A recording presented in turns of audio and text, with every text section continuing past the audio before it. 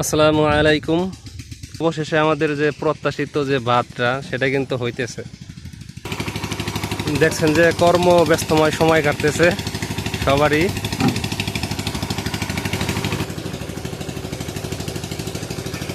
এই যে করফাগুলো বানানো হচ্ছে এখানে। এই করফার মধ্যে আর কি এগুলা ব্লক তৈরি করা হবে, এখানে ব্লক তৈরি করা হবে।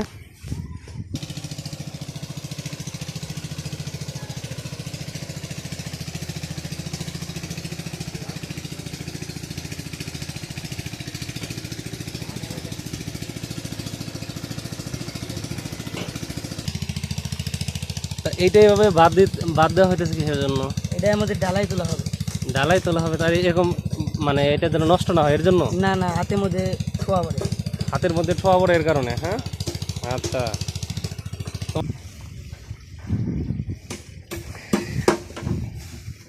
ব্লক তৈরির যে পূর্ব কাজগুলো এগুলো করা হচ্ছে, তাই না?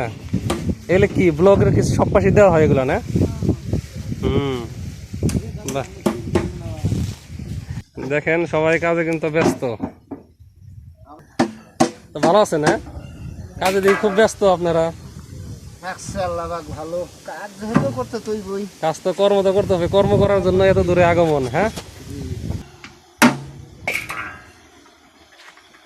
ব্লক দেখি বিভিন্ন সাইজের আছে। কয় সাইজের? দুই সাইজের। আচ্ছা, এই যে এগুলো এক সাইজের আর ওই যে ওগুলো আর এক সাইজের। এটা কি ওস্তাদ নাকি? আচ্ছা, ওস্তাদের পায়ে কি হয়েছে? যে বাহ, দেখছেন যে কাজের যে এত মানে আগ্রহ, দেখ পা কেটে জাগবন পা থাকার না থাকে, যে কাজ চালিয়ে যেতেছে, দেখতে পারতেছেন। বাদ দেওয়ার যে বস্তাগুলো এগুলো বালুতে পরিপূর্ণ করা হয়েছে। আমাদের এটা বহুল প্রত্যাশিত একটা বাঁধ হতে যাচ্ছে। আমরা সবাই খুশি, এই উদ্যোগকে সাধুবাদ জানাই যে দেরি করে হলেও আমাদের বাঁধটা নির্মাণ হচ্ছে। এদিক দিয়ে কি ব্লকই দিবে নাকি আমি শিওর না, হয়তো নিচে বস্তা উপরে অবস্থা থাকতে পারে, এখানে ব্লক দিতে পারে। আসলে কি নির্মাণ হলে তারপর বোঝা যাবে যে কি। তবে নিচ দিয়ে যে বস্তাগুলো রাখছে ওগুলো হয়তো থেকে যাবে, এর উপর দিয়ে হয়তো ব্লক দিবে।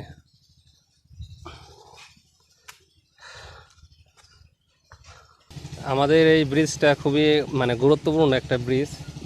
এখান দিয়ে কিন্তু প্রতিদিন বিশাল অংশের জনগোষ্ঠী এই ব্রিজকে ব্যবহার করে চলাচল করে। আপনি এইদিকে দৌলতপুর, চৌহালি, নাগরপুর আশেপাশে যত লোক আছে তারা কিন্তু এই রুট ব্যবহার করেই তারা ঢাকা গমন এবং কি আশেপাশের জায়গায় কিন্তু তারা চলাচল করে।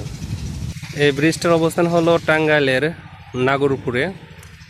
হ্যাঁ, এটা কিন্তু যে মানিকগঞ্জের সাটুরিয়া যে উপজেলা আছে তার পাশের উপজেলায় এই নাগরপুর উপজেলা।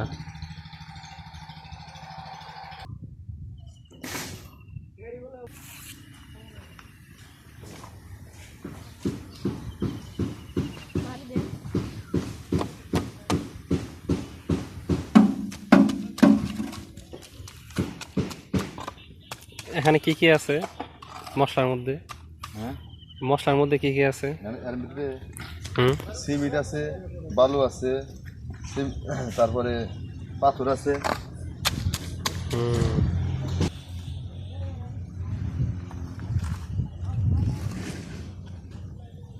দেখতে পাচ্ছেন যে একটু আগে এখানে যে ব্লক বানানোর যে মশলা বলে ওইটা দেওয়া হয়েছে, ঠিক আছে।